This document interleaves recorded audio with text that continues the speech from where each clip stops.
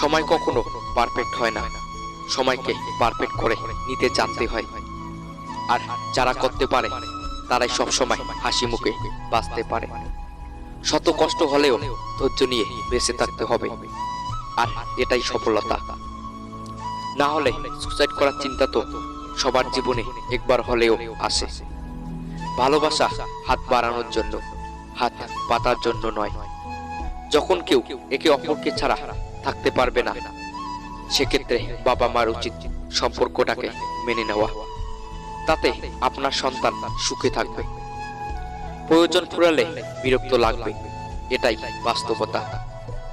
খারাপের সংস্পর্শে থাকলে একসময় ভালোটাও খারাপ হয়ে যায়। পাতার ঝরার আগে পাতার রং বদলে যায়, আর মানুষ বদলানোর আগে কথার ধরন বদলে যায়।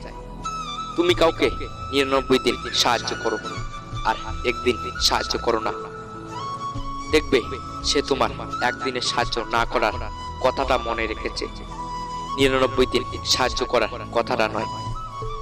কাউকে নিয়ে সমালোচনা করা যতটা সহজ, তার জায়গায় দাঁড়িয়ে তার পরিস্থিতি বোঝা ঠিক ততটাই কঠিন। যে জিনিসটা নিয়ে হারানোর ভয় থাকে, সেটাই সবার আগে হারিয়ে যায়। আপনার কি আছে তার উপর আপনার সুখ নির্ভর করে না, আপনার সুখ নির্ভর করে আপনি কেমন চিন্তা করেন তার উপর।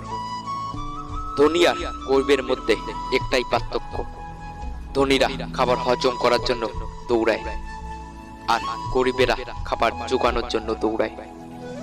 পৃথিবীতে তিনটি জিনিস দীর্ঘ সময় লুকিয়ে রাখা যায় না: সূর্য, চন্দ্র এবং সত্য।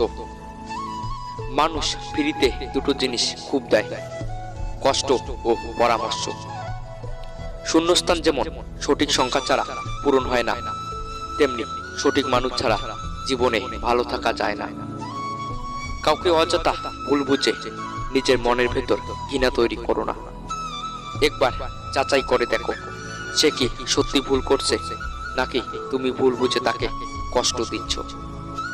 হাসলেও চোখের জল আসে, আবার কান্নাতেও চোখের জল আসে, শুধু তার স্বাদটা ভিন্ন হয়।